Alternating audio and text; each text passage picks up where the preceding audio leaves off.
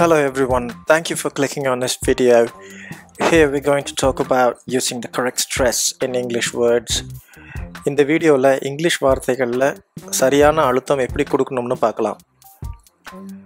When we use the correct word stress at our workplace, we avoid confusion and it increases productivity.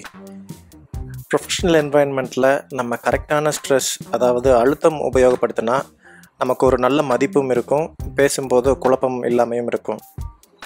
In English, almost all long words have a place of stress. The syllable that needs to be stressed is uttered louder and stressed a bit longer. இங்கிலீஷில் எல்லா பெரிய வார்த்தைகளுக்கும் ஒரு நிர்ணயிக்கப்பட்ட stress இருக்குது.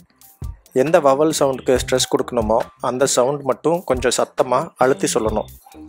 There is no formula to use the correct stress in all given words.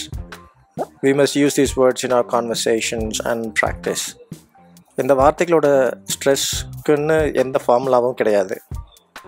நம்ம ஒவ்வொரு வார்த்தையையும் பேசி பேசி பழகிக்க வேண்டியதுதான். தமிழில் எப்படி ஒரு வார்த்தைக்கு 2 சுழி நா வருமா 3 சுழி நா வருமான்னு கற்றுக்கிட்டோமோ அது மாதிரி தான். We normally use stress on the first syllable of every word. நம்ம பொதுவாக இங்கிலீஷ் வேர்ட்ஸில் முதல் சிலபிளில் தான் ஸ்ட்ரெஸ் கொடுப்போம். Example, I'm a professional. Here the stress was on the first syllable, professional. நிறைய வார்த்தைக்கு அது கரெக்ட் தான். For example, beautiful.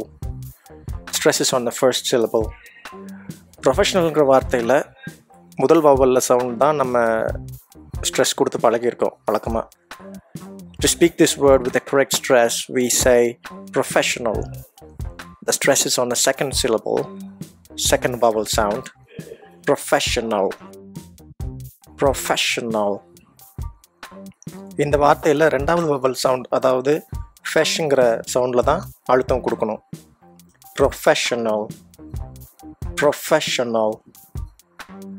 அடுத்து நம்ம நிறைய பேர் en-Viron-mentன்னு சொல்கிறோம். அதை en-Viron-mentன்னு சொல்லி பழகணும். The stress is on the second syllable, en-Viron-ment. அயன்கிற வார்த்தை நம்ம எப்படி சொல்கிறோமோ அதே மாதிரி en-Viron-mentன்னு சொல்லணும். Stress is on the second syllable, en-Viron-ment. More examples: bureaucracy, second syllable, democracy, second syllable. அடுத்து வேறு ஃபார்ம் எடுக்கும்போது அந்த வார்த்தையில் ஸ்ட்ரெஸ் மாறி வரும். Example, information, informative. பொதுவாக மேஷன் சேஷன்னு முடிகிற வார்த்தைகளில் கடைசிக்கு முன்னாடி உள்ள சிலபிளில் தான் ஸ்ட்ரெஸ் வரும். Automation, animation. ஒரு அட்ஜெக்டிவ் அதோட நவுன் ஃபார்மில் TION முடிஞ்சால் அதுக்கு ஸ்ட்ரெஸ் மாறி வரும். எக்ஸாம்பிள், இண்டஸ்ட்ரியல் அட்ஜெக்டிவ், அதில் செகண்ட் சிலபிளில் தான் ஸ்ட்ரெஸ் இருந்தது. இண்டஸ்ட்ரியல். இண்டஸ்ட்ரியலைசேஷன் நவுன், அதில் சேஷன் அப்படிங்கிற அந்த சிலபிளில் தான் ஸ்ட்ரெஸ் வருது. இண்டஸ்ட்ரியலைசேஷன். இன்னொரு எக்ஸாம்பிள், எக்கானமி நவுன், அதில் செகண்ட் சிலபிளில் தான் ஸ்ட்ரெஸ் வந்தது. எக்கானமி. அதே அட்ஜெக்டிவில் பார்த்தீங்கன்னா எக்கனாமிக்கல், மூணாவது சிலபிளில் தான் ஸ்ட்ரெஸ் வருது. எக்கனாமிக்கல், அந்த நா அப்படிங்கிற சிலபிளில் ஸ்ட்ரெஸ் கொடுக்கணும்.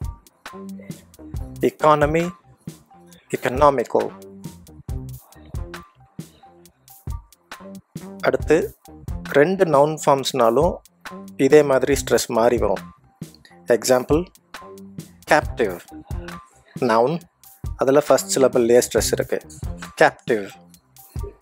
அதே இன்னொரு நவுன் ஃபார்ம், அதே வேர்டோட இன்னொரு நவுன் ஃபார்ம் கேப்டிவிட்டி, இதில் செகண்ட் சிலபிளில் தான் ஸ்ட்ரெஸ் வருது.